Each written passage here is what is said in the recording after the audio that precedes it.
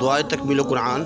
اے اللہ میری قبر کی وحشت کو ان سے بدل دے، مجھ پر قرآن عظیم کی برکت کے سبب رحم فرما اور اس کو میرا امام اور نور و ہدایت اور رحمت بنا۔ اے اللہ اس میں سے جو بھول گیا ہوں مجھے یاد دلا، جو میں نہیں جانتا اس میں سے مجھ کو سکھا اور اس کی تلاوت نصیب فرما دن اور رات کے وقتوں میں، اور اس کو میرے لیے دلیل بنا دے۔ اے دنیا اور آخرت کے مالک، اے بے پناہ رحمت اور بخشنے والے، مجھ پر تیری کس قدر بے شمار نعمتیں ہیں جن میں ہر نعمت پر تیرے شکر کا میں حق ادا نہیں کر سکتا۔ مجھ پر رحم و کرم فرمانے والے، مجھ کو فکر و تنگدستی سے ذلیل نہ کیجیو، قرض کی بدنامی سے مجھے بچائیو، اور جو نعمتیں تو نے ہمیں دی ہیں ان کو ہم سے واپس نہ لیجیو۔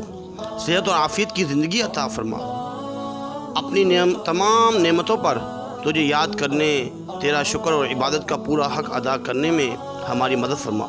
ہر قسم کے شر و فساد اور اس زمانے کے ہر فتنے سے میری اور تمام مسلمانوں کی حفاظت فرما۔ تو ہی اپنے بندوں پر رحم فرمانے والا ہے۔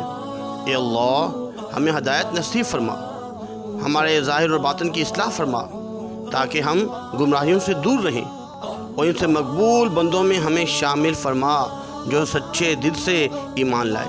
تو پاک اور بے عیب ہے، ہم تیری نعمتوں کا شمار نہیں کر سکتے، ہم تیری نعمتوں کے شکر کا حق ادا نہیں کر سکتے۔ تو ہی سب سے زیادہ رحیم و کریم ہے اور ہر مانگنے والوں کو سب کچھ دینے والا ہے۔ اے کریم ہمیں عافیت اور سلامتی عطا فرما، اپنی اطاعت و فرمانبرداری کی توفیق نصیب فرما۔ ہماری یہ زندگی تیری امانت ہے، اس لیے برحق دین اسلام پر ایسی حالت میں ہم تیرے سامنے حاضر ہوں کہ تو ہم سے ہر طرح خوش اور راضی ہو۔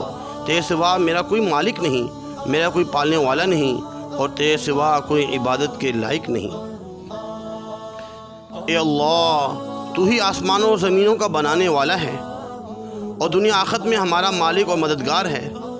اس تمنا کو قبول فرما کہ سچے مسلمان کی طرح ہمارا انجام بخیر ہو، تیرے نیک اور مقبول بندوں کی رفاقت حاصل رہے۔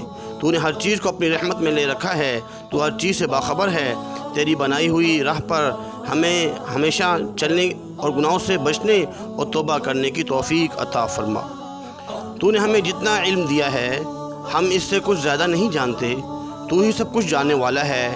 میں تجھ سے دین اور دنیا میں ہر طرح کی خیر اور ہر آفت سے سلامتی اور ہر مصیبت سے عافیت کا امیدوار ہوں۔ اپنے گناہوں کی معافی کے ساتھ تیرے غضب و دوزخ کی آگ سے پناہ مانگتا ہوں۔ اس کلمے پر میری زندگی ختم ہو جائے۔ اشہد ان لا الہ الا اللہ وحدہ لا شریک لہ واشہد ان محمدا عبدہ ورسولہ، آمین ثم آمین۔